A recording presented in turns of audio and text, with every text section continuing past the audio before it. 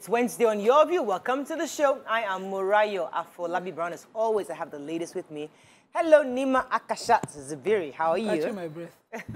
When are you catching your breath? You know, I'm just putting things together last minute.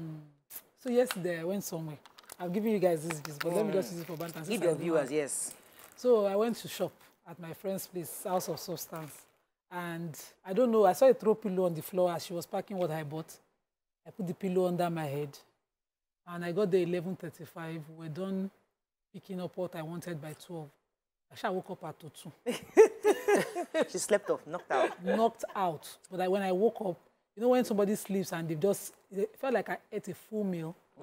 Felt healed inside out. I hope you carried that pillow home, Sha. I don't know. I think I should take that pillow. She was just looking at my face like this. She said, I said, why didn't you wake me? I'm happy she didn't disturb you. Your body needed it. Your body needed that. I need that sleep. I need that sleep now because I stood up for 5 hours yesterday at the event and my feet were just like this. I needed to get, and I couldn't sleep again because people around me, the prayer warriors around me, don't let you sleep. So this morning, everybody has gone to work. I'm going home to sleep. How are you doing? I'm very good. Good to see you. I love your outfit, please. Yeah, Lawiza. It was a birthday gift from one of my mentees from Lawiza for. So she knew. She paid for it? She paid for it and asked Lawiza to give me an outfit. Lovely, so lovely. She did a good job. I really like it. Congratulations! Yes. So I finished my program at LBS on Monday. And I feel very, as in everybody, so I posted online and the love was so much. And I feel really, really blessed to be able to do this program. But I know that the work just started because all the things that we've learned, we now need to implement in my business because the program was strictly for entrepreneurs and business owners. So I have my work cut out for me. As a new graduate now, how do you feel? Like, you know, you add more knowledge? Yes. Is the air now different, you know? Really different air. What about your earrings as usual? No. It's in my bag. In between now and newspaper review, I will wear the earrings. Don't worry, I've changed. So How are you doing, Obiajulu? Amazing. You wore these shoes again, lovely. Yeah, it's my shoe now. I can wear it as many No, times because as you I said want. that you don't like wearing the shoes again. No, don't put me under pressure. I'm what not I that meant, type of celeb. What I meant was it's that... It's my own. I can wear it every day. Okay. Let me rephrase. What I meant was that she said that she has issues with the shoe because it makes her, you sweat. Yes, I don't work with it, not just for the show. No problem, it's beautiful. I sweat everywhere. Everybody, part of my body has pores. So I Switch up, that's why. How you doing? So I'm doing amazing, and looking forward to Trade Fair on Friday. Yes, really. You see what? Better rest. Actually, you need to sleep and rest before that day. You are going to be. You need the energy. Yes, you are going to be. Yes. Yeah, but welcome back. Yeah. It's because you were not around. That's why she couldn't. Yes, I need to appreciate my ladies. I know. I'm just waiting for you. No, I really need to appreciate my ladies for the past 3 months. Yes, and I will. For the past 3 months, I've been on the show just 2 times, and it was a lot of work on everybody. People were scared that maybe I've left the show, I've not been around. It's because I was in school. And you guys have been... Now, they're going to put you back to back. Yes, I'm ready to walk. Fantastic. You sure? Anyways, so yesterday I attended the meeting with the party flag bearer for the APC, Ashwaji Bola Tinubu, and his vice mayor at Hotel yesterday. I was privileged to be the MC alongside a man called Richmond Oshuji. He said I should greet you guys. He said I greet the ladies. Everybody was like, hey, when are you greeting all of us on the show? I said, we're available. We've tried to get all the other candidates, but they're yet to... We'd like to bring as many candidates as possible on the show to talk to them, because it's one thing to talk to other people, but if you've not spoken to Nigerians until you talk to us. Yes. And they don't get it. They don't get it. They think you go to where they're speaking English and speaking English. No, the ladies of your view. Until you spoke to us, you're speaking to Nigerians. So we're expecting all the candidates across board to come to this station at some point to speak to the ladies of your view, and they will talk to you properly, and then the Nigerians will get it on what you want to do. And they will ask you questions. Let's go on a break. We come back. We go through the front pages of the papers. Stay with us. We'll be right back.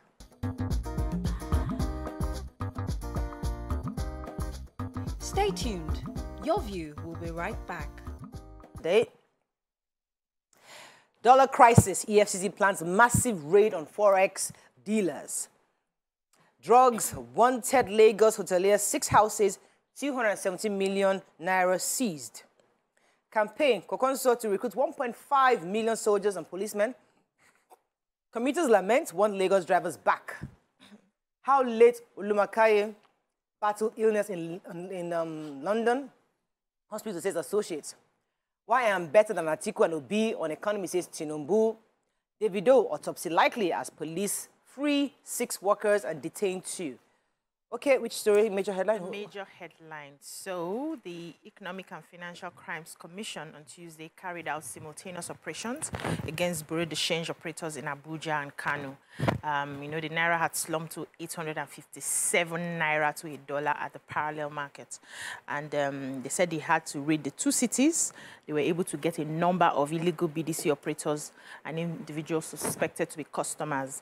And they are also planning to extend the raid to Lagos, Onitsha, Ibadan, Port Harcourt, and other major cities across the country. They are not telling anybody when they are going to do that. So also, the EFCC arrested the Kogi State House of Assembly candidate of the New Nigeria People's Party, Ismaila Atumeyi, and 2 others with 326 million Naira cash and also 140,500 USD cash. They said when they came into Hotel Zone 4, Wuse Abuja, they took a lot of people into custody. Some parts of the story I said that they had released the people. Now, economists and experts are dissecting what is happening, saying that the fact that the presidency gave the go-ahead for the CBN to, you know, redesign the Naira is what is causing this issue. Now, they are redesigning the Naira. They're looking out for people who have stashed money, cash in their houses, that when you come, they pick you up. So people are no longer trying to go to the bank to lodge in the monies they have stashed in their houses. They are now going to buy dollar. And that now made dollar become very scarce. A lot of people are now hoarding the dollar and it's rising. And now it's going to cause a lot of inflation. Even the budgets that the presidency has done for 2023, they need to review that budget because we'll not be able to meet up with the deficit. A lot of things are going to be really affected. We are highly a country that imports. Everything is based on importation. So that this is actually the wrong time to be redesigning the Naira based on what we are facing through in our economy. So it's been a back and forth and back and forth. Okay, let me take the story concerning yesterday's meeting at Asiwaju Bola Ahmed Tinubu with his vice candidate, Dr. Kasim Shettima, were there yesterday with the organized private sector. It included, amongst many others, Alhaji Dangote of UBA Group, of Dangote Group, Tony Elumelu of UBA Group, the chief of Access Bank, that's Aig Omokwedim, that's the chief executive of Access Bank, and even the MD, the executive access of the MD also of Access Bank, Herbert Wigwe, and other business leaders were there yesterday, and about 9 governors of Kebbi State, Katsina, I think Kwara State, Ogun State, Osun State, Kaduna, not Katsina, Kaduna, Kano, Kebbi State, and Lagos State, and Plateau State were all in attendance. Also, the presidential candidate said specifically that he would push to hit double-digit GDP, gross domestic product, GDP for Nigeria. He said minimum of 6%, but definitely he's going to try to see if they can hit at least 10. He also said that there has to be a partnership. He's going to continue partnership with the private sector in the sense that they both have to be not at war as enemies, but to ensure that both of them come together and must be inseparable allies, combating the mutual enemies of scarcity, underdevelopment, joblessness, and those things that mess up the country. And it was a really interesting outing because he and his vice were able to articulate what they're going to do. And they brought a team of young people also. I was really surprised to see quite a number of young people in their cabinet, well, in their team, who independently explained what the administration will do if they get into power. And they also had quite a few women also involved. So we'll see how that goes, and it's good that at least the private sector is engaging these leaders on this level. So let me take the story of another candidate from the New Nigeria People's Party, Rabiu Kwakwanso, declaring what he is going to do if he becomes elected as a president. So he said that he was going to declare free, nobody will be paying registration fees for the WAEC, the JAMB, or even NECO. He also said that one of the things he's going to do is that when your result comes out from your JAMB, that's your Joint Admission and Matriculation Board exams, it is that result is valid for 4 years. So people wouldn't have to keep doing exams every year. That I felt was innovative. He didn't say anything concerning removal of fuel subsidy, and he was asked specifically, but he said he didn't make any statements concerning removal of fuel subsidy, but he said that he's going to take out 20 million out of school children back into school by a 4-year process of building 40 blocks of classroom per local government over the course of its 4 years, and that if he builds those classrooms and children go into the school, 20 million children will be out of school. These are some of the specifics Nigerians are looking for, not the vague promises. So this is that's good. Yeah, but they should be careful that they don't overpromise. This one that you're saying, under-deliver, that you're going to take out payment of examinations. Where are we going to fund it? We constantly hear we don't have money. Please just be smart about it. Don't overpromise so that we don't hold you against it. Any story? The NDLEA spokesperson said that the NDLEA has declared the owner of Adeka's Hotels and Adeka's Global Integrated Services, Ademola Kazim, wanted. And this is because after the arrest of one of his mules, he's wanted for sponsoring and trafficking narcotics across from Nigeria to other countries like Dubai, UAE, and other countries around the world. And he uses mules. And one of his mules was arrested at the airport. His name is Bolujoko Babalola. He's a BRT driver. And of course, immediately his name was mentioned. He's been invited by the agency over and over. He has refused to show up. He has gone underground. And so the EFCC also secured a court order to attach his properties in Lagos, Ibadan, and 217 million naira in his account to this investigation. And all of that presently, they've declared him wanted as well. That name sounds familiar. Very popular. He's a socialite. Yeah. I know that name. Okay, let's move on now to Daily Sun. Tom gives Atiku conditions for support. Medical trip. Buhari not transmitting power to Oshibaju on constitutional says clock. EFCC arrests Kogi Assembly candidates with cash of 326 million naira and $610,000. Goodness gracious. One person. One person. Oh, my Lord. One feared dead as fire guts building in Lagos. Outrage as Davido's son drowns at home. 2023, Okoa to Igbo, don't abandon PDP candidate, your son-in-law. Oshun drama as INEC denies the own document at tribunal. Okay, which story are we taking in Daily Sun? So I want to take the medical leave. So our president, right? Yes, president's medical leave. So the leader of PANDEF, the Pan Niger Delta Forum, Chief Edwin Clark, the Arewa Youth Consultative Forum, the Middle Belt Forum, all of these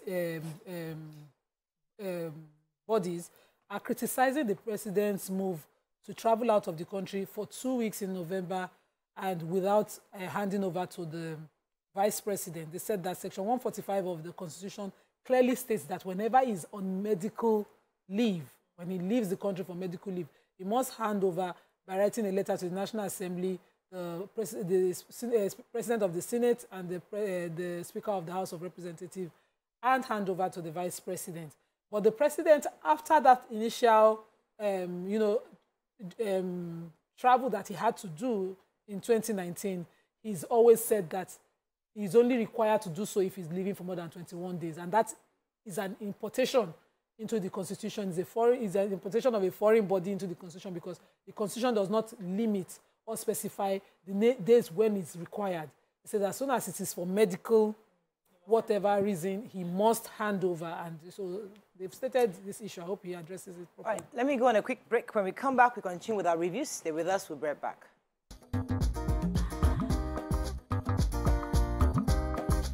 Stay tuned. Your View will be right back.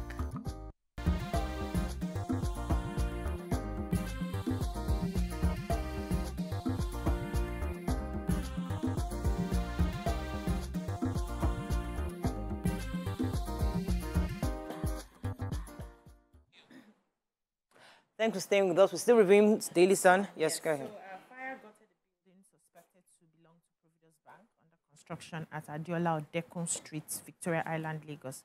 So, according to the information provided by a few bystanders, they said the fire was caused by a generator explosion, reportedly being worked on by 4 people. So, it just exploded and spilled all around the area and affected other parts of property beside Keystone Bank. Also, a car belonging to Rapid Response Squad was burnt outside the building. I think I saw pictures of that on social media. There's 6 persons, especially the policeman attached to the Rapid Response Squad, was injured by broken glasses while he was struggling to get out of the car when it caught fire. So according to the Lagos Police spokesman, SP Benjamin Hundeyin, said all 6 victims have been put on admission at the hospital under observation. The policeman who sustained minor injuries is receiving first aid treatment, but they also got an indication that somebody was burnt beyond recognition, and they're still trying to identify who that person is. So yesterday in Oyo State, the Benue State Governor Samuel Otom was saying that Atiku would not get the support of the 5 governors of PDP who are yet to agree with the fact that Ayu would not resign. So according to him, he from Benue, the governor from Oyo State, I think Abia State, Enugu, and one more state, and of course, Governor of River State, Governor Wike, so Wike, all have said that they wouldn't support Atiku Abubakar. Now, the issue is that he said that if Atiku, for example, thinks that he can actually become president without the support of these 5 governors, that obviously he has something else coming. But I kind of fear that if a governor says, I'm not supporting, does that mean his followers cannot independently decide to follow who they believe? So that was the strength of the governor's statements. Yeah, that's so. Is the people. It's heavy, yeah. I guess that's the norm. These days we've seen a lot of things going away from the norm. So yes, these 5 governors are yet to agree, are saying that if they cannot clean up the house within PDP, they wouldn't support him for the They should put their house in order if they know what is good for them. Yeah, Because other political parties are strong. All of them now. Reach out to the person you need now. Why are you? Even Kasim Shettima said yesterday that if you cannot sort out your house, how do you want to sort out your country? You want to fix the country. Wow. So they need to fix this problem. So I want to take the story from the chief whip of the Senate, Senator Orji Uzor, former governor of Abia State. He won the award as he emerged 2022 Best Senator of the Year in Constituency Project. It was an online poll organized and monitored by the News Agency of Nigeria, and he was able to get 283,000 people to vote for him and defeated the closest competitor who got 83,000 votes. That's Senator Adetokunbo Abiru. Now, the reason he got the votes was, according to the paper, was because of the constituency project that he raised, that he was able to influence 50 roads to be constructed within the Abia North local government within 3 years. They also said that he was able to facilitate sharing of 1,000 sewing machines, generator, motorcycles to farmers and artisans, among others. And this is the basis for the election. I wish we can pull this much vote for when he's recontesting at the end of the day. But okay, moving on quickly to the Nigerian Tribune. EFCC raids Abuja Forex traders' offices. Passengers stranded as aviation union shuts down Lagos airport. 1.4 billion naira bank fraud. EFCC arrests Kogi Assembly candidate with over 326 million naira and $610,000 in his account. NDLA declares Lagos socialite wanted for alleged drug offenses. Gunmen release 4 Ibadan-bound travelers abducted in Ekiti.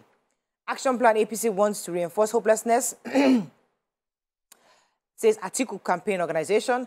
Tinubu meets business leaders in Lagos. And Afenifere endorsed Obi based on national interests at Dibanjo. So let me take that story.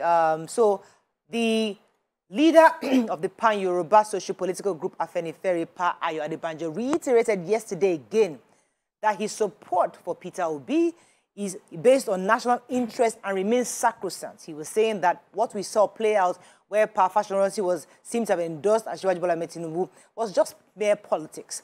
Why are we supporting Obi? The constitutional, logical and equitable reasons. Those are the reasons why they believe that the Afenifere is supporting Peter Obi. None of them can claim to love the Yoruba people more than me, says Ayo Adebanjo. No Yoruba man living. I am challenging them to come out if there is any organization in existence that surpasses Afenifere in protecting Yoruba interests. So he was trying to say that his support for Peter Obi is sacrosanct and that all we are seeing playing out is just politics. Okay, so passengers were stranded at the airport yesterday in the picketing of all entrances. Air Transport Service Staff Association of Nigeria. They're protesting the sack of 37 workers by the management of the private terminal, Putney Aviation. Said that 4 of those 37 are their members, and the management of Ibom Air confirmed it yesterday in their own announcement to all their customers yesterday. They said this is to bring to the attention of passengers and the public that operating terminals out of Lagos, MM2, operated by Putney Aviation Services Limited, have been completely closed off to workers and passengers alike by the labor union early this morning. Currently being made to resolve the issue at the time of the program. Okay, Vanguard, quickly, how I'll fight insecurity, boost economy by Tinubu. Fashion Ranti Adebanjo fight over Afenifere's leadership. Medical vacation, Buhari must hand over to Oshimba Justice clock. NECA backs FG on fuel subsidy removal. Kaduna Christians paid over 300 million naira to bandits, can't perform pilgrimage, says can. Ohaneze, Igbo leaders mourn as Mbazulike Amechil Zikis dies at age of 93. Police quit 8 domestic staff over death of Davido's son. And Forex turnover in I&E falls 69% to $1.5 billion. Okay, which story? Chairman of the Christian Association of Nigeria in Kaduna State, Reverend John Joseph Hayab, spoke when he hosted the Executive Secretary, Kaduna State Pilgrim Welfare Agency, Malam Yusuf, who visited the CAN headquarters and was complaining that very few Christians now go on pilgrimage. And so he told him that Christians in the state have paid over 300 million to bandits as ransom, and so they can't afford to go for pilgrimage. And the fact that it's not even the pilgrimage issue that is more of their concern. They are more concerned about the security of their places. Right now, they're not complaining so much that kidnapping is happening in Kaduna State, but it's still happening. And they're just trying to work hand in hand with security agencies to see how they can solve this issue. And was asking, how did you get the data that you had Christian Association members had paid over 300 million? He said they took a sample to 1,500 pastors, and they were asking them how many people were kidnapped in your church, how much did you pay for ransom, and that was how they got that data. And they said the money now, the offering that people now pay is now used to pay ransom in that sort of state. So pilgrimage is the least of their issues at the moment. That's all we can take on Front Page Review. When we come back, we bring in our sponsor segment from FBN Quest. Stay with us, we'll be right back.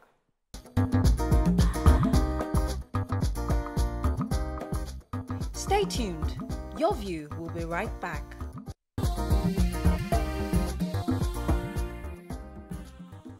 Thanks for staying with us. So we have our friends from Mutual FBN Quest. So there's one thing I know about money conversation is about how people talk about investment.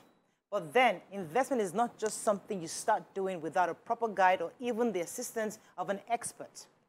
Recently stumbled on mutual funds as a means to get into the investment world, and I'm eager to know more about this. Today we have with us our experts from FBN Quest Asset Management. Joining us on the show now is the head, Equities and Alternative Solutions, FBN Quest, Laura Fisayo-Kolawe. Welcome to the show, Laura. Thank you very much, Mariah. Thank you. So tell us exactly what is mutual fund. Fantastic. So a mutual fund, I mean, if you think about, say, all of us on this table, we come together, we put our monies together because we want to invest. We hire a manager, like FBN Quest Asset Management. We define with that manager what it is we want to invest in our portfolio, what asset classes we want to invest in, etc. Once we do that and we register that product with the SEC, that's essentially a mutual fund. So it's a collective scheme where we come together and we invest for a common goal. Usually a manager will create this investment scheme and will advertise it and have various people come together and invest for this common goal. Is it the same thing as a partnership? Or does the partnership evolve into a mutual fund? So when you think about it, I mean, a partnership in a way, right, in the sense that we're all going to a common goal, right? We all have a common thing we're working towards. A mutual fund is usually structured as a trust in a way. So we hire a trustee whose job it is to represent all the, as they're called, unit holders. So because we all come together from different walks of life to invest, we then have this trustee that we will hire, and his job is just to ensure that all our needs are met, are represented properly by the manager.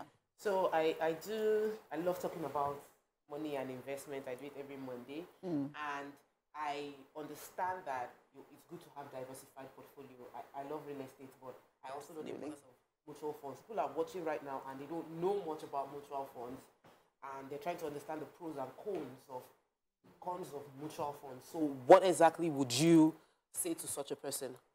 Thanks. So, and I'm glad you mentioned diversification. So I think I'll start there. So one of the biggest pros, right, is that because we're all putting money together, we can then come up with a larger pool and maintain a diversified portfolio. Perhaps not in the same way that, if I just had my 10,000 naira, I may not be able to buy 20 assets to diversify my portfolio. But if we all put money together and we have 500 million, 1 billion, then that money, you know, that portfolio can be more diversified than just my little 5,000 naira or 10,000 naira. So that's the one. That's one. Secondly, they are regulated. Again, it's so important when you're investing to think about the regulator who is who is covering your investment. Like, you wouldn't put your money in Laura and Co Bank. You know, I mean, I would love it, but to be honest, it's probably not the best thing to do because it's not CBN covered. And in the same way, it's the same thing.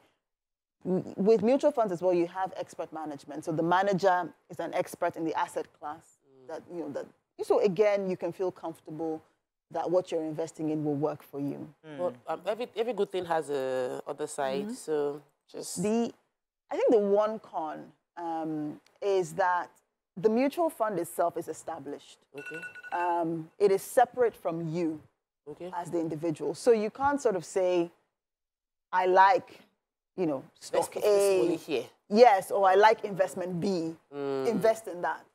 Because the manager is making a choice for you. As an expert. As an expert. So you don't have that kind of control that you would want. So if I was starting as an investor the very first time, as a green on, I don't know anything, would mutual funds be the best option to start with? I think so. I think absolutely it is a good place to start. For the reasons I mentioned earlier. The pros, this is a regulated asset class. It's a regulated investment. It is managed properly by experts. It can be invested in asset classes because there are so many kinds of mutual funds. You can choose the one that works for you. You can choose the kind of risk tolerance you're looking for, the kind of assets you want to invest in. And so it's an excellent place to start because, again, you also have, it really is created for everybody. So many mutual funds, for example, some of the ones that we have, some solutions we have, this is like 5,000 naira. You can start. Yeah, I was going to ask what class of people and like how much is the barrier of entry? Yeah. Exactly, and it's made for everybody. In fact, I think that's probably one of the greatest benefits of mutual funds because you can come with your 5,000 naira and get the 11.75% return in a money market fund that somebody with 1 million naira will get. Also be getting. Right? So it really does, as you would say, it democratizes finance. Right. It really allows everybody to invest. What are the benefits of working with mutual fund trust? Because I know I have experienced this, and I did the opposite, where I lost money because I went to somebody who wasn't certified or who didn't have the backing of the CBN at the time. And so I lost all the money. So what's the benefit of working with an FBN mutual fund? I'll start there. Right, I will start with the regulation. The first thing is we are regulated by the SEC. So the SEC is the regulator for capital markets and for investments in Nigeria. And so the first thing is because the SEC has created the mutual funds market and has defined the rules for the various asset classes and the various kinds of funds, what it means is that, first of all, you can be comfortable that if you choose a mutual fund from a regulated house like ourselves, it follows the rules that the SEC has set up for your protection. Secondly, we have a variety of funds. We talked earlier about the fact that we have funds, where you can invest, 5,000 naira, you can start your journey, right? We have investments across currencies, so in naira, in dollars as well. So again, just giving investors the choice. As expert managers as well, I think, if I say so myself, the returns are quite attractive. So, you are able to earn strong returns, over and above what you would earn perhaps, in a bank account or things like that. So do you just gather your friends together, or does FBN decide who you come to, who the pool of people that come together? So because we have registered a product, right, we are able to then sell that to everybody. So we would market, we will come on TV as we are today, for example, and talk about ourselves and expect that people will come, we'll check our websites, we'll call us. So we don't need to come as a group. We just come as an individual and buy a slot into the product. Exactly. You come as an individual, you register, you fill out your KYC, you do all the normal things, open an account, and you can invest for yourself. Okay. You can do it for your children, you can do it for a friend, you can do it. I mean, it's endless. The idea is that everybody should be saving, and, honestly, with the way Nigeria, with the inflation in the country, you can't have your money just doing nothing at this point. I'm all for investment. That I think would be on the mind of a Nigerian, because we like to price markets. So what's the cost? For in our investment, for instance, if I put 20 naira there, Will you be taking 5 naira to be my fund manager? What's the cost? So I'm glad. Okay, no. So to be honest, I mean, so fund managers will normally charge a management fee, and it varies. So you know, it will be usually between 1 to 1.5% per annum of the money that you invested. Okay, that's nice. But I would also make the point that like, when we talk about returns at FBN Quest, when I say the yield of the money market fund is 11.74, or I say the yield of the bond fund is 11.35, I'm saying net of fees. Okay. So that is you going home. There's no, I will tell you a yield today and then tomorrow. I'm taking out fees and telling you, oh, but actually after fees it's this. No. Okay. So we tell you net of fees so you know what you're getting at the end of the day. FBN Quest is doing quite a bit. So, but just a question, one more question, please. I wanted to find out, for some, you've already mentioned for the 5K, 10K, but if somebody says, okay, I'm bringing in more amount of money, do they get to get more returns on their money? So I'm glad you talk. I mean, so first of all, if you invest in a mutual fund, it really is, everybody is getting the same return because it's one product. Okay. But you can always talk to a manager if you have a lot more money and you want to create a bespoke portfolio for yourself, and you know, you can absolutely do that. But with mutual funds, to be honest, whether you have, and I guess that's one of the great benefits, whether you have 5,000 naira or 1 billion, if you invest in a money market fund, you get the return of the money market fund as a pool. How do we reach you? Fantastic. So, so I think you should also go on our website. That's always a good place to start. So you can reach us at www.beyondtoday.fbnquest.com. Beyond today, as in always think of tomorrow, right? As in always think of the future. So beyondtoday.fbnquest.com. Absolutely start there. You can also email us. Invest as in investing. So invest@fbnquestmb.com. We also encourage... Let me pause you for a second, because people always never trust websites. It's just like there's somebody there that's not there. So somebody will get back to you. Absolutely, 100%. You can reach us on our website. You can, you can also email us. So if you want a more personal, maybe you can email us if you feel that's, or you can call us. So our numbers are on the screen: 0705 703 2117. So you can also call us as well, and we will. And for those of us that like the social media, just want to go online, can we get on information on social media also? Yes, are you guys on there? Yes, we're on Instagram. Yes. Fantastic. Absolutely. Good. So you can find us Thank you very everywhere. much. It's good to know that, because lots of people earn money, but they don't know what to do with the money. Oh, people talk is always asking us to land. Some people are also scared of, should I do land or no? So it's good to know that there are options. Exactly. I think that's the main thing, that there are options. Fantastic. Thank you so much for joining us this morning. It was a pleasure. And I love your hair. Thank you. It's all natural. It's natural. Beautiful. Fully Nigerian. Let's go on a short break. When we come back, we continue with our show. Stay with us. We'll be right back.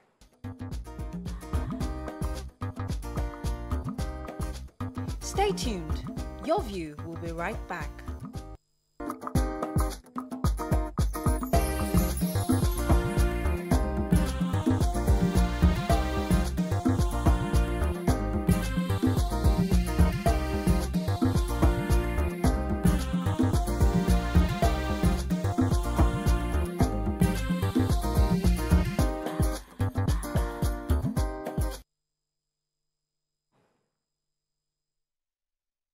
Thanks for staying with us. It's political season, and all the various political players are expressing their thoughts on their manifesto. We've seen quite a few, and we'll continue to see more as we go by. But we'd like to open our phone lines to Nigerians today. What exactly are you expecting from the new administration that will emerge next year? Because we've had a few people speak on what they will say, and some of them come across as vague. Some have tried to be more specific. Others seem to have a good intention. Some say, I want to turn Nigeria to a producing nation. Others say, I want to hit a GDP, at least a double-digit GDP. Others have said they want to hire about 1.5 million security for both military and policemen. Many, many promises have been made. But what do Nigerians need? How do you feel, and what do you think our leaders should make as priority? That's our conversation today. You can call us on 081-270-53687, 091-390-76948. You can also tweet to us at TVC Connect. Please hashtag your view TVC so we can read your tweets. Dr. You read a story, I think was one of the candidates that was telling us plans. Let's see a few of the things you've heard so far. So specifically, it was a gubernatorial candidate for Enugu State. I believe his name was Frank Nweke, and I read him saying that the challenges within the Enugu State region had become, the security had become worse in Enugu State, and he was advising the current governor that before the change of power during the election, what can we do now? And he was saying that first, every traditional ruler must be brought on board. Many of them know the boys in their community.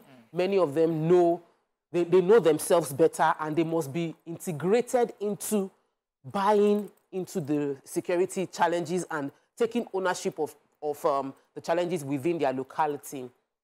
He also said that the vigilantes, because we know that bandits are usually in the forest. So he mentioned how all the vigilantes that are operating in small silos within the state must be brought to attend that general meeting with all the chiefs of all the local governments. So everybody knows you are interacting with each other. This is what I asked from you and you did not give me. This is what I need from you. This is your the forest around your village I'm trying to access, and I know the bandits are there. And so it's everybody knows that we have a common goal to protect our forest so that businesses can thrive in that community. So he was asking the governors to set up the Security Council, and not just by words, but back it up with action. When I heard it, I was really impressed because I felt like, okay, yes, we've heard it. We've heard a few of these things, but it's just small gatherings, talk shop here. And I remember when Oyo State was trying to deal with the first phase of their challenge, was the way to resolve that issue was to bring in traditional rulers. Because the governor was saying that time that they were having Fulani, there was attacks clash between Fulani and the way they were able to quell it at that time was by involving traditional rulers and letting them understand what their stake was, bringing in the traditional, the custodians of Fulani settlements around, and they were able to bring a bit of peace at that time. Security right now is worrisome. I mean, BC, what are your thoughts on all that you've heard, various candidates coming up saying all sorts of things, and what, as a Nigerian, what do you think should be priority? We've had issues on education, healthcare, roads, infrastructure, and, you know, we've had some of these promises before. I was saying, what exactly do we want? For me, we're still looking at the issues from the top. The political parties have not really gotten my attention in terms of trying to solve the matter from the root, where you have to uproot the cankerworm that has eaten deep into the society. And for me, I'll be looking forward to a candidate who would say, we're going to deal with corruption from the top to the bottom. That's one. Because when we take out corruption, you see that the funds that are supposed to be used to, you know, equip our security forces will be deployed properly and they will be able to do their job. You will see that the people who know the sponsors of banditry, Boko Haram, will mention their names and they will be taken, whether they are part of government or not, they will be lifted from that point. You see that civil servants who are supposed to be doing their job, signing their papers, will get there on time, do their job, they will be efficient. You see that we will not have issues with power. Corruption is at the root of everything that is happening. Even when it comes to education, the funds that are supposed to be used in the universities, the university generating mechanism would also be used properly to attend to the university, so that we're not going back and forth waiting for government to give this bill, revitalization bill, and the other. We'll see that when we take out that corruption from top to bottom, we would have solved, you see, all these other issues that we're seeing is the aftermath of the main issue that we have overlooked. Interestingly, I've not seen anybody who has, you know, told me that when they get into government, we're spending so much, we want to cut it because we want to see how the funds can. I think Obi said that. You know, let me pause you for a second, because that's an interesting perspective, because I haven't heard any of the candidates talk about corruption, and I think they've been careful, because that's what our Buhari used to enter, fight corruption. But I think everybody's being careful that maybe we can't fight corruption. Maybe somewhat we have to have a way to work with this such that at least there's some serious menace. But we'll come to that, because you never know, maybe this is just a perspective, because I haven't seen any of the candidates project corruption as a major thing they want to fight. But let me come to you and your thoughts on on what you expect from these candidates that are coming forward. So I've not really seen any of the documents in totality. I've just been listening. So maybe there's a bulletin, there's a news headline, there's something on one or two things. So you really cannot dissect the documents as you would love to. But I also wanted to harp on the issue of corruption because I believe that we have a culture of corruption. It is culturally accepted for us to make money anyhow. Just have the money. Or to get away with things just because you have money. You know, money just, you know, and when everybody has that mentality in some way, maybe in different levels, maybe somebody's own is lower, yours is higher, then, you know, we see people accepting what we should not. We should have clarity. We should clearly have a side. It's either you don't want something or you want it. And this means that when you arrest somebody in relation to, just as we know, they arrested somebody in relation to fraud yesterday in Kogi State running for office, if he was of the main party, he was not of these mushroom parties, he will be in jail as well. He made headlines yesterday everywhere because I personally feel because he doesn't have a relevance of any backing. If he doesn't, even though he has backing, put his head like this everywhere. That's the example you need to make. So that even if those of the generation that he's from have no shame, the children coming they will not grow up shameless. We really need to be deliberate. And I hope that just because, you know, when you need to run the kind of elections that we do here, you need people, anyhow people, and good people, and bad ones, just anyhow, just you need numbers. So you accept and promise and, you know, show these largesse of you, I can take it all. And then when you come in, you really cannot hammer. You are choosing and selecting who to hammer. And we need to start that. You see the Chinese, when they started to fight and they wanted to grow their economy, they passed their laws and they had no holds barred. They continued with their enforcement. If you are found guilty for the offenses of fraud and like that, or mismanagement of public funds, you know what to come. Your family members know what to come. And they accept it, and nobody is shouting, it's not that it's our turn, it's our son, and all of those kind of things. So let me go on a quick break. When we come back, we'll continue to have this conversation, open our phone lines to get from views. Stay with us, we'll be right back.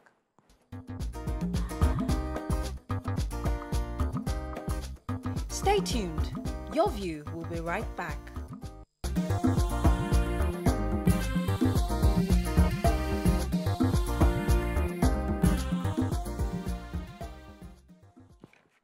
Thanks for staying with us. We're still discussing all the various aspects of different candidates' manifestos we've heard.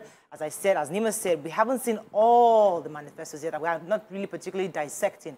But we'd like to open our phone lines to hear what Nigerians think and what their expectations are. You can call us on 08127053687, 09139076948. You can also tweet to us at TVC Connect. Please hashtag YourViewTVC so we can read your tweets. Yesterday, I was hearing when one of the candidates was saying that they're going to hire more security operatives. They're going to invest critically in ground and area surveillance.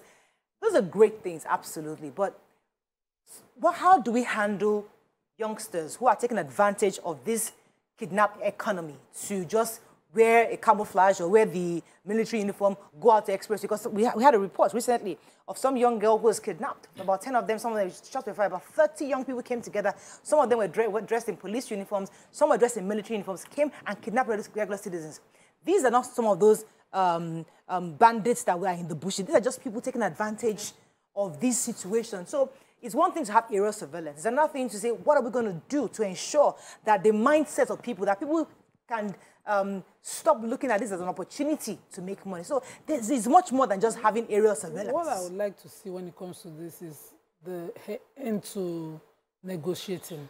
I'd like to see any of the presidential candidates that can give me, maybe not necessarily open, but just something close to, maybe because it's security again, and so you want to cover about certain areas.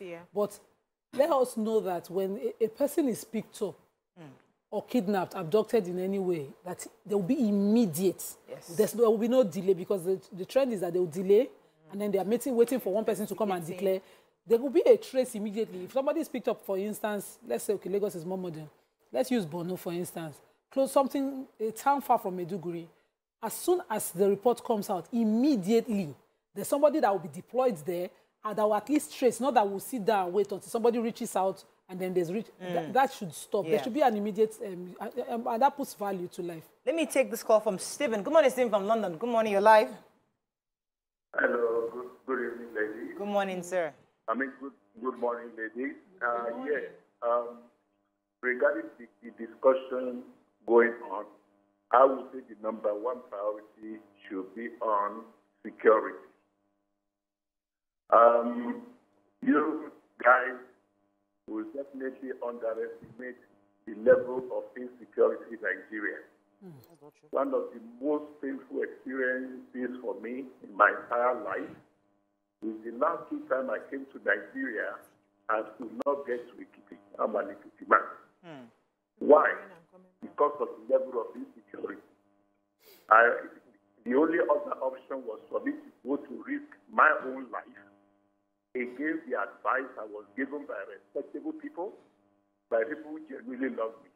It was most painful.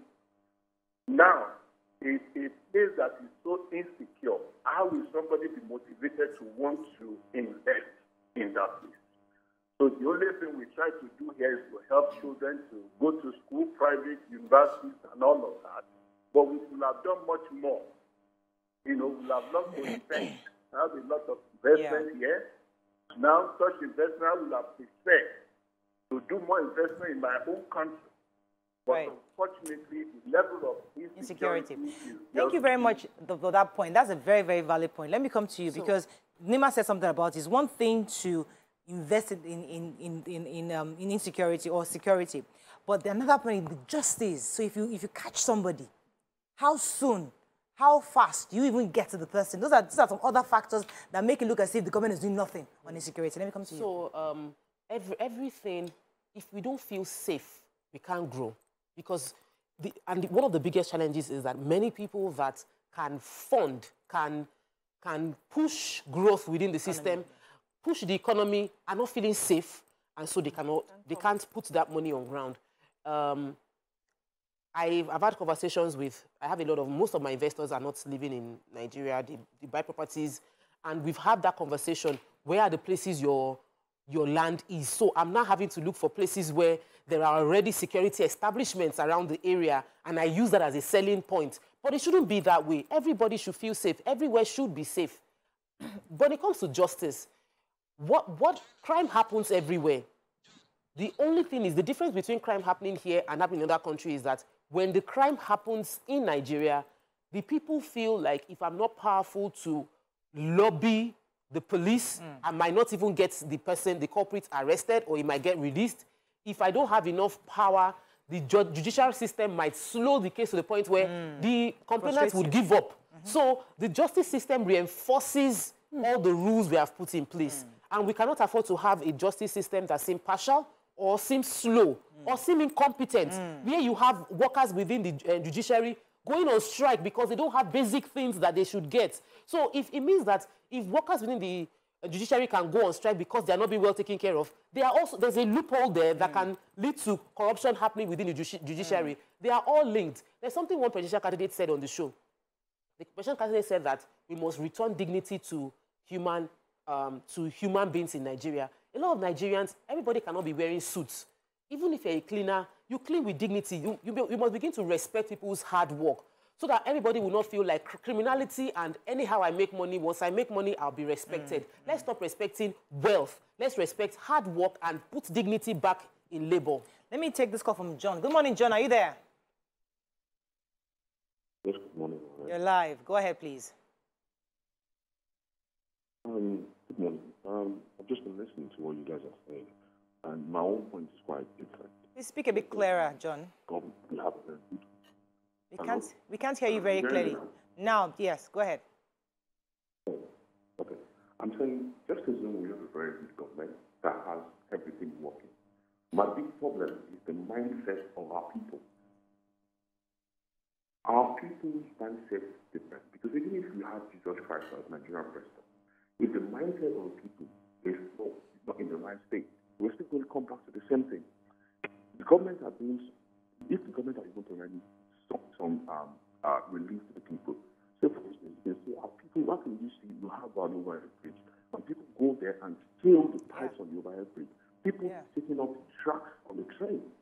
So at the end of the day, in as much as we are trying to focus on our leaders, let's focus on our people as well. Let our people change their mindset. Let's love ourselves. There's no love in Nigeria. People don't love each other. They're so self-centered and so selfish. It's all about ourselves. You know, we need to learn that first. We need to love ourselves first before we could government ourselves to do something. Even if we have somebody who is that very honest to come as a president, if our mindset is not changed, at the end of the day, we're still going back to zero. So the most important thing is our people ourselves. We need to have a good mindset and love one another. Thank you so much. I think I like that point because mindset is such a crucial part that I don't think any of our candidates have really addressed. It's difficult to just, you can't flip a switch and change mindset. It happens over time. But there's got to be a deliberate action towards it. Because, I mean, the other day, I think in church, we're talking about the same, righteous people must become, must get into leadership. I'm thinking just, I don't want a righteous man there, with all due respect. I want somebody who's pragmatic, who can actually sign a death sentence and say, oh, no, because, oh, please forgive him. He made, so, we want, leadership is not about just being a nice guy or being such a nice person. It's about doing what needs to be done to get the society fixed. It's about changing the mindset, like we're here to work. I'm not here to project poverty or glamorize poverty or, I'm here to fix a problem. So what are your thoughts on this issue of mindset? I like you said, because that's your area of expertise. Yes. So like you said, it's not a flip. You can't just flip the switch and then the mindset changes. When it comes to human behavior, people model after what you show. If you're in a place of leadership, for instance, a father, a mother, raising children, you see that your children model after what you show. If you are used to telling lies, you tell them, go and tell my neighbor that I'm not around. Then they do it for you the first time, do it for you the second time. Before you know, they pick up that behavior.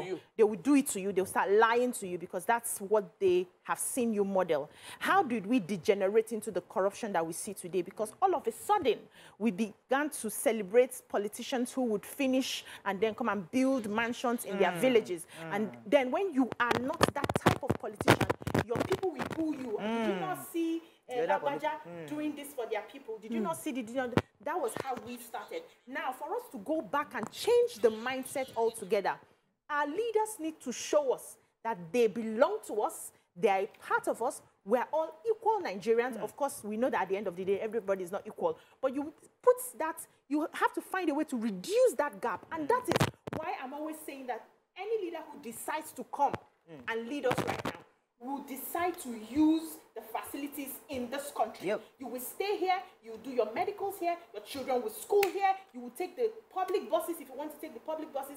If peradventure the government needs to buy cars, they won't be buying exotic cars every 3-6 months. Let me pause you for a second, DC. Sorry, let me pause. Let me tell you, yesterday they said we must wear Nigeria, eat Nigeria, right? That's what I heard when I went to the event. But the moment I stepped outside, I was just seeing big Jeep, Toyota, Cruiser, Land Cruiser. I'm like, So we must begin to think. Yes, we're going to wear Nigeria. So we must see how do we develop. Because, yes, there are good plans to say, let us drive Nigeria. That's a fantastic idea. But we must begin to do it. So when I step outside from an event like that, I want to be seen innocent. I want to be seen Nigerian-made cars. You can't just sit down as a leader, buy all the Toyota, and tell private people who are making their money not to buy their own Toyota. Not to buy their own. Hallelujah. So you start it from the government house. Every government facility will be Nigeria.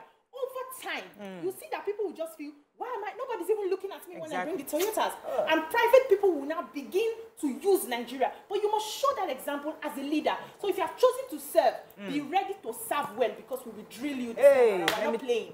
Let me talk to Shola and I'll come to you, Nima. Good morning. Are you there? Yeah, I'm here. Good morning. You're live. Good morning. Good morning. I think the main killer of this country is corruption. And corruption has to be first tackled before this country can move ahead. You see, one thing I want to disagree with Buhari this morning is that she said corruption should be fought from the top. Corruption should be fought from every level, from the top to the roof, even right from inside our family. Because if we fail to fight corruption right from the root, it's from the root we'll get to stop. So corruption has to be fought from every level. every level. And one thing Moraya mentioned this morning I so much like is that she said none of the candidates have mentioned that part in their manifesto. You see, that is the opposition that this present government is having, because it mentioned fighting corruption, and corruption is now fighting back. And most of the people that are criticizing him are the most corrupt people that doesn't want this corruption to leave this country.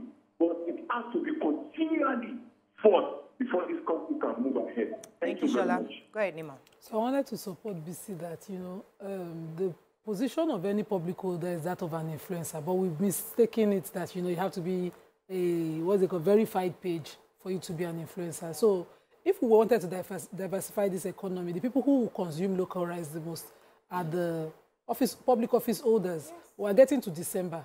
If you sell local rice, they will not buy from you. They will tell you the taste of the entire public parastatal where they work is for foreign rice. And, even these private offices, when you approach them with your proposal that you want to supply, they will tell you to bring a sample. They tell you they have another option, and the person is clearly bagging foreign rice, and they will take it because that's the taste.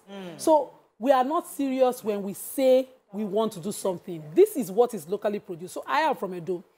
The rice in Edo is a variant of ofada. They call it warake rice. It's a variant of ofada, but it doesn't have the smell of the Abeokuta ofada. But its fat and it's so rich. And if I now say, no, the smell no day, I'm being pretentious that I don't know that Edo won't know the smell. It's like that. Saying, no, you want rice, but Thailand, their own is straight. How can your own not be straight? And that's the majority of Nigerians. And it starts from that appetite down to your example of the cars. If a Nigerian is driving Innocent, they will tell him he's not driving an American brand. Nigerians will look at him. It is the same Nigerians who are asking for the diversification who will not stop driving American brands and Japanese brands. Who will tell you the level of the car. Because they will tell you that, no, Nigerians' rice is not properly de-stoned. Sometimes you eat stone inside. You're starting your industry. Yeah. And they're improving, but it used to be. And they'll tell you Innocent cars, when it breaks down, you have to take it to Innocent place. Unlike the other brands, any mechanic can fix it. But you're starting your industry and you don't want to pay the price. Yeah. They'll tell you, so Nigerians, are we really serious about this diversification? You know why I said it is a culture of corruption? I'm not saying that it's only those in public offices who must change, but they will start this change for all of us to do it. Okay. And Nigerians, generally, this is our culture of taste, lifestyle, and everything. We need to do it. If this dollar that is 800 and something naira must come down, we are not earning any dollar, but we are dollarized. We import everything. Now. Didn't you just read in the papers? Somebody has $610,000 in his account in Nigeria. Father, Lord have mercy. So let me let you wrap up because we have to go. So for me, we don't need every human being in this country to change for Nigeria to change. Hallelujah. And it doesn't take a year for Nigerians to change. It only takes our leaders to influence appropriately and everybody will change. What we don't get is one person can influence 1,000 better than the 10 bottom trying to influence the top people. Yeah. So let's stop saying that it is everybody. Our leaders need to practice leadership by example, selfless leadership, sacrificial leadership. You cannot go into political office and say you had money before going there, and so you are spending your own money while you are in office. No, because you must exemplify what is right in your community, and you must be the example of the change that you want to see in others. So going into the elections, we don't want you blowing siren, pam, pam, pum, pum, pum, everywhere for us to clear the road for you. We want you to say you understand how we feel. And we don't want any politician that feels they are too big to talk to Nigerians. You can never be too big to talk to Nigerians and feel like you will just win the election the same way. Talk to us and exemplify the right values that you want to see in the new Nigeria. Let me pause you there because, as I said, this is an ongoing conversation. We're going to be having it as often and as frequent because we want to hear Nigerians speak on how they feel and what they will expect of the new leaders who will be emerging next year. Because sometimes when you hear these leaders talk or these leaders who want to run into office, you feel like, okay, yes, you've given us the textbook version. But sometimes Nigerians want to hear the version that they understand, that can comprehend, because they will be the one to tell you exactly how they're feeling. So it's good. I mean, I think Buhari's administration has been able to do some heavy lifting, invest in agriculture, building its infrastructure. Whoever is coming in next must go deep. How do you therefore use the rails? How are you going to ensure that the Lagos-Ibadan Expressway, your Badagry Expressway, is decongested and people actually use the rails? There are things, specifics that Nigerians are looking for. So we hope that our leaders who are emerging will begin to see and retweak their manifestos to be more specific what Nigerians need. Let's go on a break. That's all we can take on this segment. When we come back, we'll bring in our women we love. Stay with us. We'll be right back.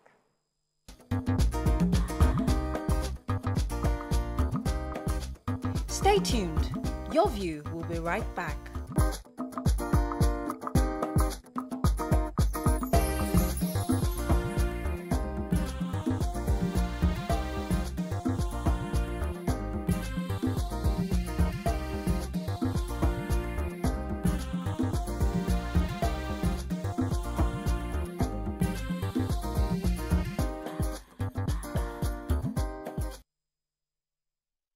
Thanks for staying with us. So on Wednesdays, we like to celebrate women who are doing great things, women shining stars, women who are shining stars in their various fields of endeavors. So today, our guest is the 65th president of the International Women's Society, IWS. As an astute leader passionate about the holistic wellness of women, she's also a seasoned strategist, project executor, and operation management specialist who oversees the activities of organizations ensuring efficiency in the execution and delivery of corporate social responsibilities and investments. Welcome with us, Mrs. Ifeoma Moye to the show. Welcome to the show. Thank you. Good to have you on the show. International Women's Society is a huge platform where women gather, and you're the president, you're the 65th president. Congratulations. Right. And we know they do quite a bit to empower women across board. Tell us a few things you've done and that you're doing right now in this organization. Thank you. It's a pleasure to be here. So IWS was founded in 1957 by a group of international women who wanted to be able to give back to society and to help the less privileged and advance the causes of women and children. So we have a number of projects. We have one, widows, what we call the Widows Trust Fund, where we empower widows. So a lot of them are bereaved, they're going through that whole trauma, and many of them have never worked in their life, and now they have to work to fend for themselves and their families. So we train them. We ensure that they have the training. We counsel them to ensure that they're able to mentally deal with the loss, as well as now provide for them and their families. So, for example, we did a training earlier this year where we trained over 400 widows. We ensure that they were able to now make small chops, and then we start them off in their businesses. Some of them do fashion and designing. We actually also have a skills acquisition center, and then where we train courses from catering and event planning to adult literacy. So for those that can't read and write, they learn to read and write. We have beauty, so they learn to make hair.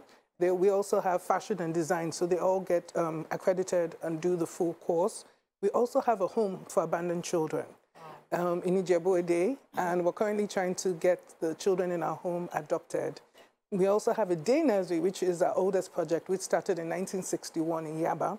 It was to ensure that the underserved have a solid foundation in education. So that's been running since 1961. So I like that IWS is doing so much, but let's go back to you. Yes. Okay. Yeah, let's find out. I'd like the ladies to go ahead. But I wanted to quickly, maybe before we go back to her, just ask about the empowerment of women. And you mentioned widows, the training. Is there, because I've seen a lot of people who have, attended some of these trainings, they've gotten a sort of empowerment, but after a few years, they are back to square one and they're looking for jobs. So they'll tell me they were trained here, they were trained there, but yet there's no place to work.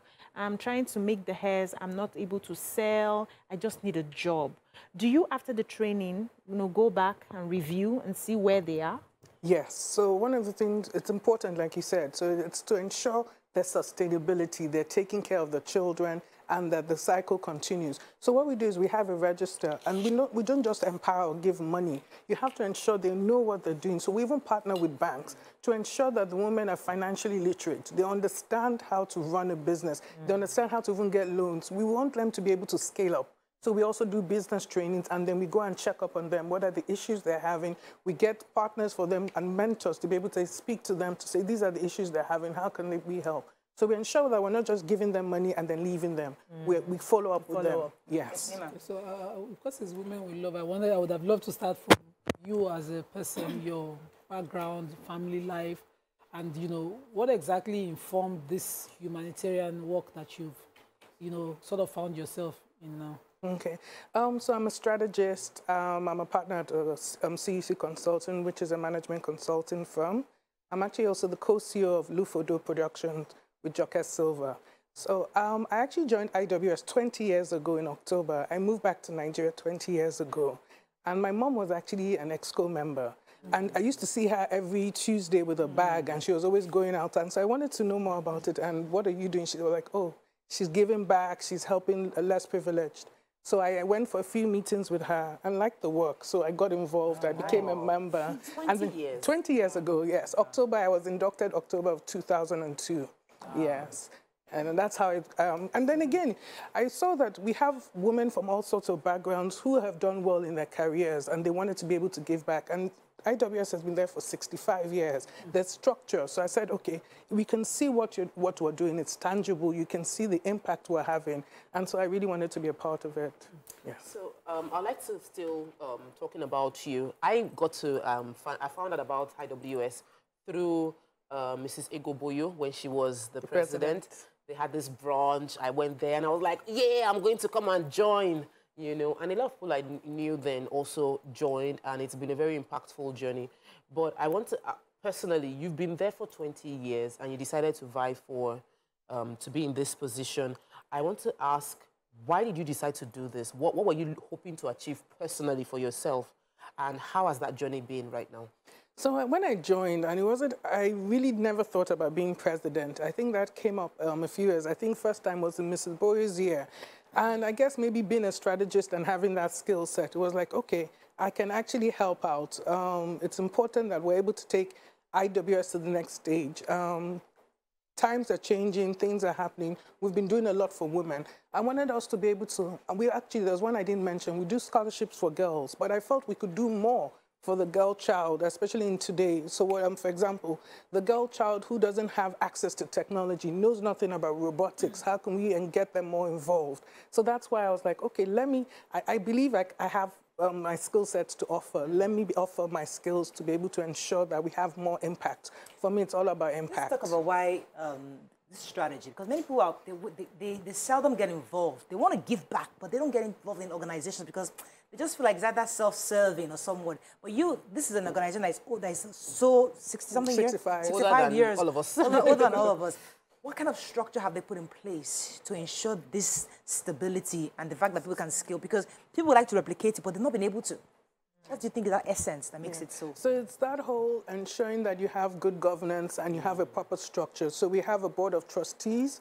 Board of trustees are former presidents. And then you have the executive. So the executive, before you can become an executive, you must have been a member for 2 years to understand how the society works. And then before you can even become a president, you need to have been a member for 10 years and be on EXCO for 6 years. So that way you understand the structure, you understand the history behind it.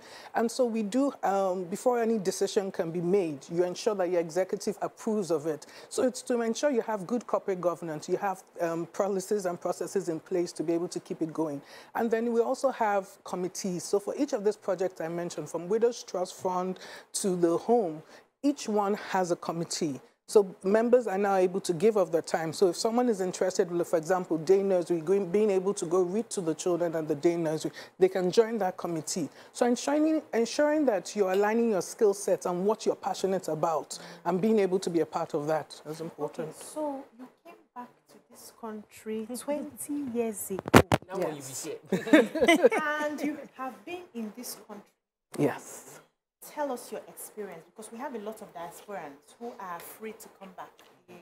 You've been here for a while now. They say when you come, you travel, it's so bad. You are insecure. So there's a lot of fear in their area because they hear some news here and there in Nigeria. So tell us your experience being here 20 years, what you have enjoyed so far, what you're still enjoying, and what they will enjoy if they decide to use their resources, come back and help us. The good and bad. Give us the good first. I think for me, it's a personal choice. With everything and the situation, you can't blame anyone for whatever they decide to do. But for me, I've always been about Nigeria. I never thought about it. I left after GS3. I went to QC. I actually went on holiday, and I just never came back. I was enrolled there. So I went to secondary school there, did my GCSE A-levels, university. I didn't wait for my results. In my head, I always knew I was coming back. No one said anything to me.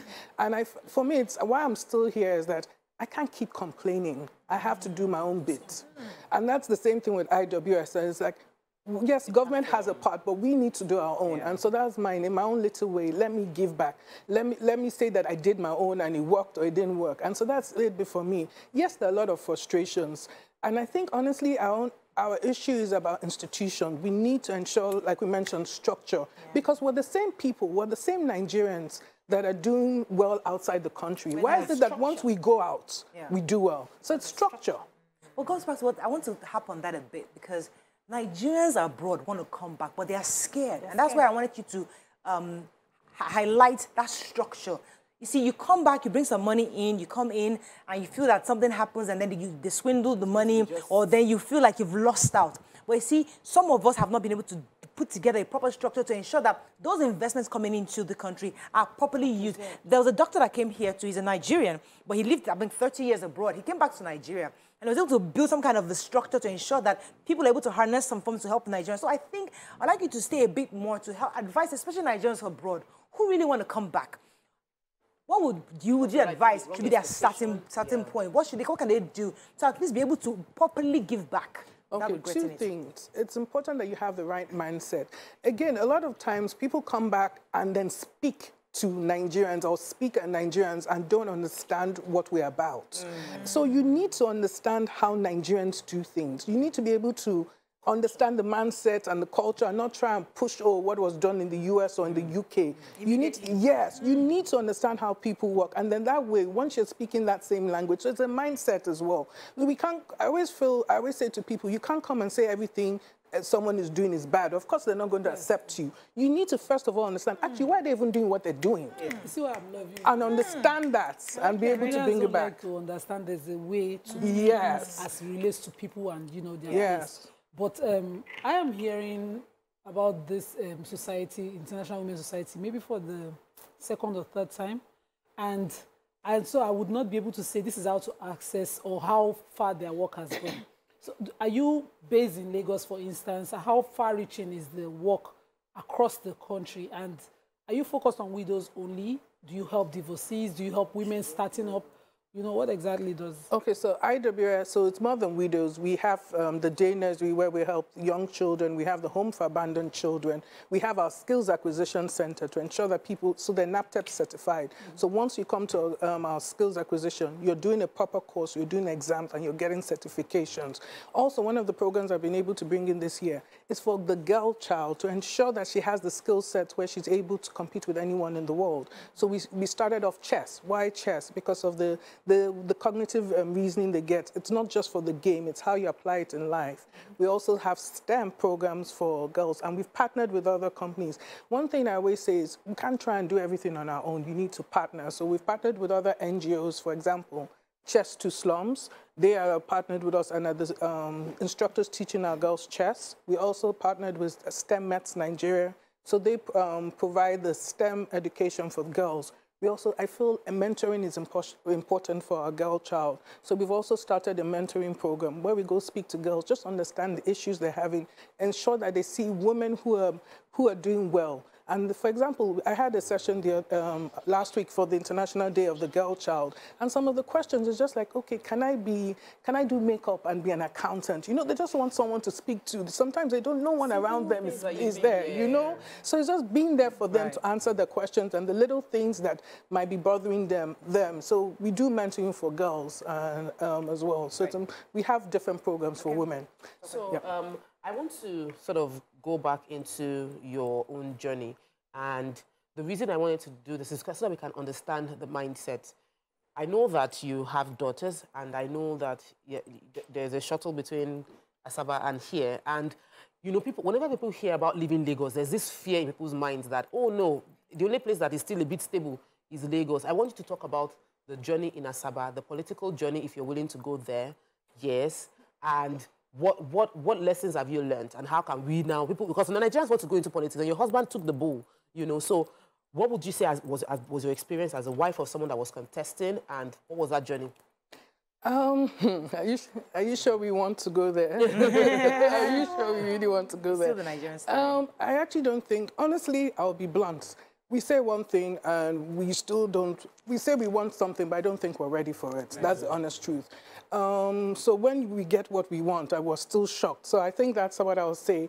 I think I'm happy he did it. It wasn't the plan. To be honest, it came to me as a shock. But I'm happy he did it because I'm tired of people talking. So I was happy that he decided to go in there and say, okay, this is what I'm able to give and I want to be able to give back. The journey, like I said, I don't think people... It's easy to just write something, but then it comes at a cost. And most of us are not willing to pay the price, you know. So we don't want to do sacrifice anything. We just want to enjoy. But for any good thing, we really need to sacrifice. Yes, being a mother, running around, handling that. There's something I always say, I actually call it the pretty balancing act for women, is that we need to have a support system, being able to raise our kids, ensuring that, well, like you said, today I'm co-CEO, I'm president of IWS. Tomorrow I need to be in Asaba. I need to be there for my kids. So it's to ensure that I have a good support system to help me out. Asaba is wonderful. I love my time there. Lagos, yes, is the center, but there are other places out there. And I think in Nigeria we need to explore. We have so many beautiful places. Let me let Pizzy jump in the last question. Your name just registered Monye. Yeah. Yeah. My husband is on the Trigo, so very close to Asaba, yes. You are Asaba? No, I'm from Anambra, yes. Okay, amazing. So, can you imagine? So, let's quickly talk about how you are. I don't know if there's something in my head that comes up often when we talk about how to help the girl child. Is there any place for the boy child? I see a lot of strong girls already, and the boys are beginning to lack. Is there any way we can balance this out so that we don't raise very strong women and then we don't have men that they're going to? I agree with you completely. But to be honest, the issue is that the focus has always been on the boys. That's the honest truth. But yes, work has to be done. So at IWS, we don't say we don't help out the boys. So our day nursery is open to both boys and girls. For example, our skills acquisition center, we do have men that come once in a while. Our home for abandoned children, we actually have more boys than girls. Wow. So we are catering to boys as well, definitely. I have to wrap up with you, but I think one of the things that struck me in this conversation is when you decided to come home and the fact that you said that we must understand the people first. This is so critical because our strength really are the Nigerians in diaspora. You know, if we can find a way to invite them home, and when they do come home, how they can be useful for us is when they are able to first understand the system, not come in with criticism, and this is how it's done, this is international best practice. Come in first, understand, and then you can help people. Because I think I can also refer to my experience with the Commissioner for Education, and I've said this before. She's a thoroughbred private sector person. She came into government for the first time with that same attitude of, you know what, I'm coming here to fix things. But then she came in and calmed down, understood the system. Then she realized that, well, this system is more complex and it's more advanced than many of us in the private sector. That the educational system in Lagos State is top-notch. What we need is a mindset change to get people to actually do the job. So the system is there. The curriculum works. It's just getting people to use it, teachers to teach. The curriculum is there, just teach. You know, so there are things that you can come in, understand it first, and then you can help. Thank you very much for coming home. I'm happy that you're doing so much more with this IWS, and hopefully we pray that more people, and I like the fact that generationally you can see that your mom was there, you're now there, hopefully your children will be there, and I think that is the structure we need, even as a nation. Thank you so much for sharing your story. Thank you so much. That is all we can take on today's show. We'll see you tomorrow. Bye for now.